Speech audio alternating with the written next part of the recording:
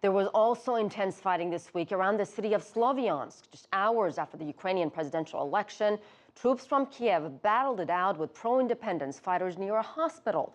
Our correspondent Rosa Kazan was caught up in the crossfire and filed this report. The damage left by the artillery fire on Friday inside the dining hall of the regional psychiatric hospital of Sloviansk.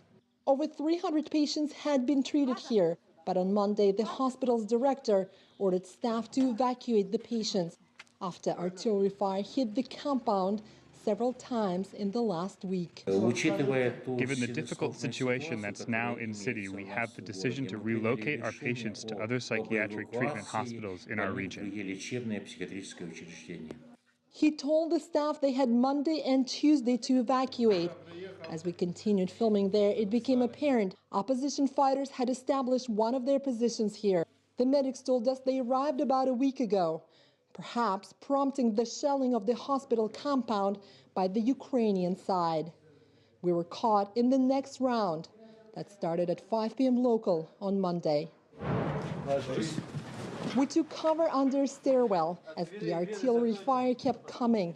The fighters told us we had to stay put to wait for a lull in the shelling. As soon as the mortars stopped dropping, they told us to run. They took us to their command point, assuring us that the thick walls of this old building were strong enough to withstand the shelling. The power and cell phone reception went out almost immediately.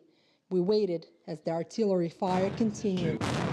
The militiamen told us they were fighting back. They also said there were still patients and staff inside the compound.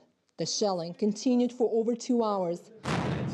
When another halt came, we were moved to one of the cellars with other civilians. In this unit, a dozen medics were still working when the artillery fire began. Their patients were still there too. We still have 3 patients here. Because of the situation, their families didn't have time to pick them up.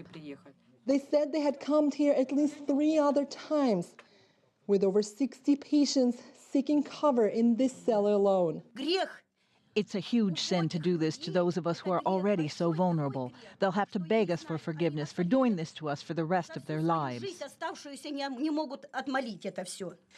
about 10:30 p.m. local time. The medics and the patients have been inside this basement for 5.5 hours. And when the shelling started, the only thing they were able to take with them was this bucket of water. They weren't able to take any food or any other supplies.